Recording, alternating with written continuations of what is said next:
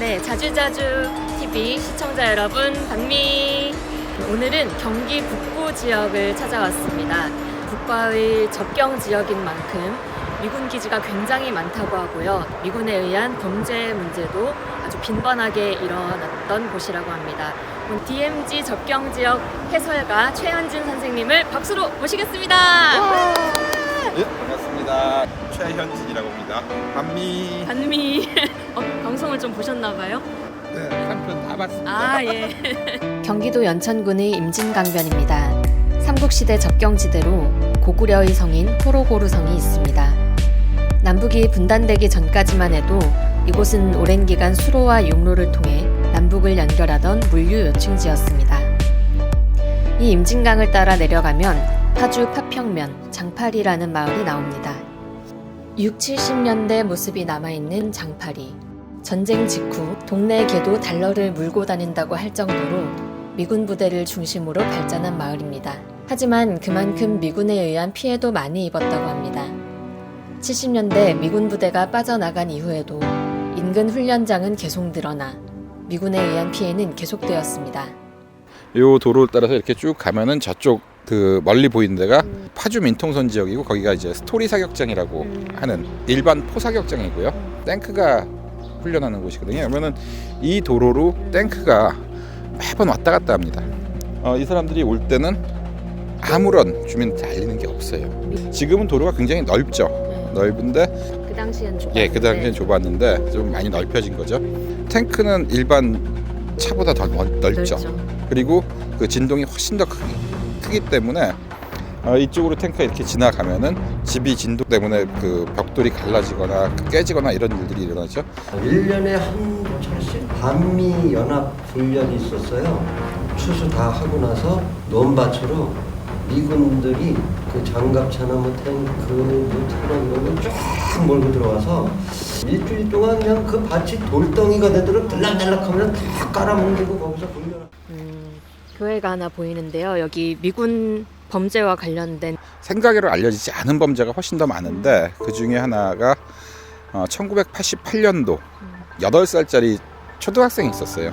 그 아이가 여기서 미군 트럭에 의해서 사고가 났던 그런 지역입니다. 근데 그때 미군들이 그 아이가 살아있는데도 불구하고 그냥 흰 가운을 덮어줬어요. 깔아주고 그냥 가만히 앉아서 저쪽에서 담배 피면서 헤이덕거리고 놀고 있었던 거죠. 상만이 아버지가 2시간 만에 여기 도착한 거예요. 그래서 그 미군들한테 항의와 결도 없이 상만이 들쳐업고 병원에 가는데 간 와중에 아이가 죽은 거죠.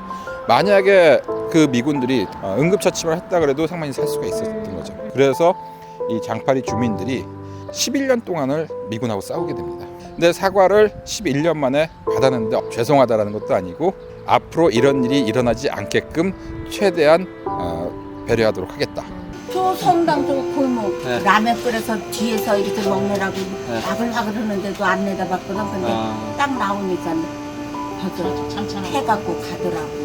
아유 진짜 아주 아까운 아이 곁이겠지 뭐. 나도 걔 그래갖고 얼마나 울었는데 걔 생각하면. 2003년 1월 15일 한국 대인지뢰 대책회의 실태 보고서. 주한미군이 철수하면서 기지 주변에 매설했던 지뢰를 제거하지도 관련 정보를 한국군에 이양하지도 않아 민간인 인명피해가 상당히 발생했다고 합니다. 소파 협정에 의해 미군은 사용하고 있는 기지의 정보를 한국 정부에 제공할 의무가 없으며 한국 정부도 이를 요청할 권리가 없기 때문입니다. 여기가 장파리고 저 옆이 금파리인데 이 장파리 금파리는 또 다른 아픈 그 사고들이 많이 있어요. 바로 대인지뢰 문제인데 미군들이 이 민통선 안쪽에 있는 미군 부대 주변으로 해서 지뢰를 심습니다. 위험하기 때문에 자기네들이 직접 안 해요. 다 한국인들한테 그 일을 넘겨준다. 아니 한국 그 민간인들한테. 그 당시만 해도 굉장히 힘들었기 때문에 먹고 살기 위해서 돈벌이로 농사를 안 지을 때 미군들한테 일을 하러 나가는 거죠. 그러면 미군들이 지뢰를 심으라 그러거든요. 그럼 지뢰를 심고 나서 한 1년 지나면 어떻게 되겠어요? 그 잡초들이 많이 나겠죠. 그러면은 제초 작업을 해줘야 되는 거예요. 그럼 제초 작업을 또 누구 시키냐? 니네들이 지뢰를 심었으니까 어디 있는지 알지? 그러니까 와서 니네가 제초 작업을 해. 그러면은 거기서 사고가 나면 그거에 대한 보상을 미군이 해줘야죠. 자기네들이 시켰으니까는. 근데 불공정 계약을 한 거예요. 여기서 일어나는 모든 사고에 대해서는 개인 책임이다.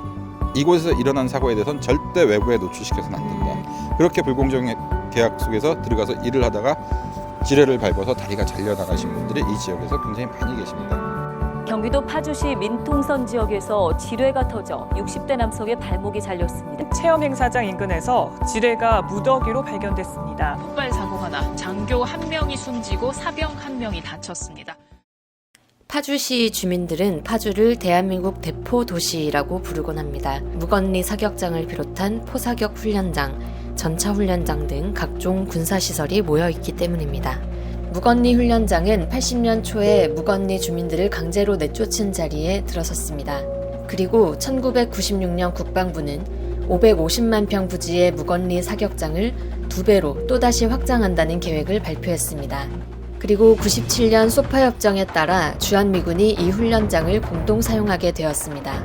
덕분에 주한미군은 관리 책임에서 벗어나 각종 비용과 민원, 환경오염 책임을 우리 정부에게 떠넘기고 각종 훈련을 마음껏 할 수 있게 된 것입니다.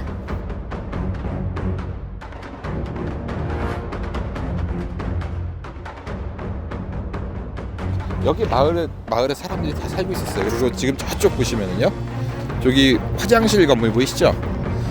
여기가 예전에 초등학교 건물이에요. 초등학교 자리. 이 사격장을 미군이 요구를 한 겁니다. 우리나라 정부가 우리나라 국민들을 미군의 요구에 의해서 내쫓아버린 거예요, 여기를. 그러면서 마을이 완전히 황폐화돼 버렸죠. 우리 아까 차 타고 오시다 보셨지만은 거기 다 마을이 있었고 이 지역이 전부 다 논밭이었었어요. 그런데 이 논밭이 다 어떻게 돼 있어요 지금? 다 잡초밭으로 변했죠.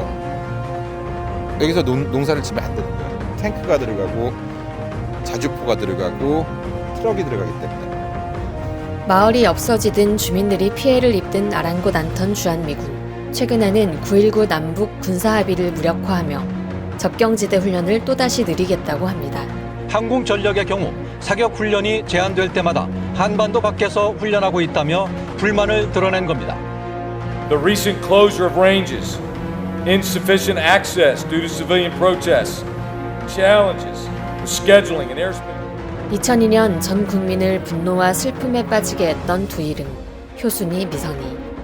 미선이 효순이 사고가 일어났던 훈련장이 바로 이 훈련장이에요. 이 훈련장에서 훈련을 끝내고 의정부로 가던 그 미군 탱크가 미선이 효순을 근데 이 훈련장에서 미선이 효순이 그 사고 현장까지 약 한 2km 정도밖에 안 됩니다. 굉장히 가까운 데 있어요.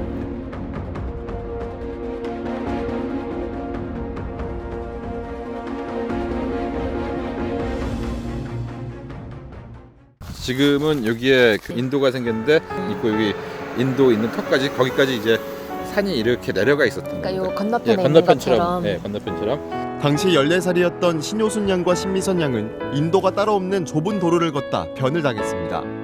사고를 낸 장갑차는 맞은편에 오던 또 다른 장갑차를 피하기 위해 가장자리로 바짝 붙어 운행하다 여중생들을 덮쳤습니다. 미군은 사고 직후 한국 경찰에 연락도 하지 않은 채 무려 1시간가량 시신을 방치했습니다. 미군 측은 사고가 난 지 엿새가 지나서야 입장을 내고 고의성 없는 불가피한 사고였다고 주장했습니다. 컨보이 차량은 무전을 했다. 탱크의 운전병은 자기는 못 들었다. 송신 장치에 문제가 있었다. 근데 이건 말이 안 돼요, 사실은. 훈련 전에도 송신기에 대해서는 문제가 생기면 안 되기 때문에 100% 점검이 들어갑니다. 그런데 그 점검한 무전기에서 소리를 못 들었다? 이건 말이 안 되는 거죠. 그러면서 한미 주둔군 지휘협정 소파를 들어 재판권 이양을 거부했습니다. 미군 법정은 과실치사로 기소된 장갑차 운전병과 관제병에게 무죄를 선고했습니다. 병사가 한국 땅을 떠나면서 마지막 했던 말 있죠. 한국은 참 좋은 나라다. 그게 정말 우리로서는 마음 아픈 이야기입니다. 뭐가 좋은 나라. 국민들이 성금을 모아 조성한 평화공원입니다. 한쪽에는 온 국민이 함께 추모 촛불을 들고 소파협정 개정을 요구했던 과정이 그려져 있습니다. 미선이 효순이 사건도 월드컵 때였잖아요. 잊혀져 있었던 거고 잊혀질 사건이었는데 그 사건을 밝혀낸 게 의정부 다니는 그 학생들이었죠. 네, 저는 의정부에 있는 송영고등학교에서 당시 3학년이었는데요. 의정부에서 이런 주한미군으로 인한 여러 가지 사건, 사고들, 그리고 주민들을 폭행하는 사건들을 이렇게 보면서 굉장히 바로잡아야 되는 문제라고 생각을 하다가 이 고3 효순이미선이 사건을 접하면서는 정말 참을 수 없었고 고3이지만 뭔가 행동해야겠다는 생각을 하게 되었던 야간자율학습을 10시까지 했는데 같이 야자를 하지 않고 촛불 그리고 이제 집회 가자 그때부터 같이 제안해서 당시 고등학교 학생회 같이 했던 친구들이랑 6명 정도 참여했었어요. 그러다가 청소년들이 이제 모여가지고 7월 17일 1차 청소년 행동의 날을 진행했어요. 지금은 이렇게 SNS가 있어서 바로바로 실시간 이렇게 소식들이 전해지지만 그때는 칠판에 이번 주 토요일에 뭐 합니다라고 적었었어요. 그때 그런 적는 것 자체가 하나의 저항이었고 당시 이제 의정부 여자고등학교 학생회 친구들과 밤에 떡볶이집에서 만나가지고 밤 9시, 10시 때 어떻게 우리가 향후 대응을 할 거냐 이런 논의를 했었던 과정이 있었어요. 네.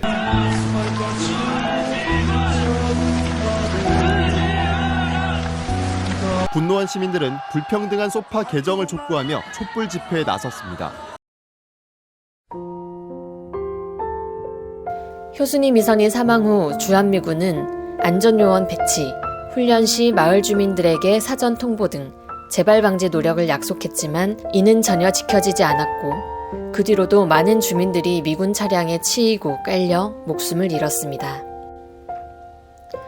우리 국민의 삶의 터전과 목숨까지 바쳐가며 유지해온 주한미군. 과연 누구를 위해 존재하는 걸까요? 아무런 잘못도 없이 희생된 모든 피해자를 추모하며 남은 우리가 그 한을 반드시 풀어드리겠다고 다짐했습니다.